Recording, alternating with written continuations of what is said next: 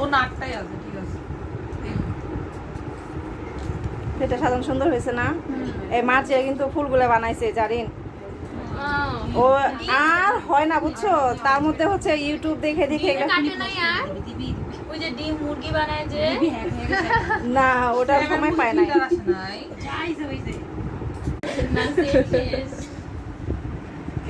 Semi special. আরেকটা জন্য কি দিব? চামচ আনলে ভালো হতো না, সবাই তাহলে হাত দিয়ে ফেলে দিই।